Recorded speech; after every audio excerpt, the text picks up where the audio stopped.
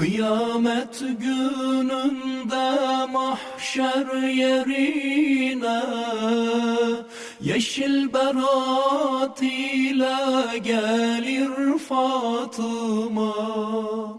Sağında Hatice, solunda Havva, yeşil berat ile gelir Fatıma.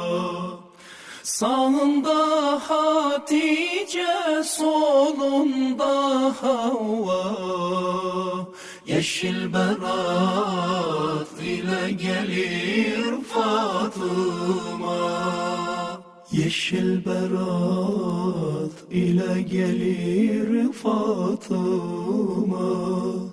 Gelir de bizleri bulur Fatıma.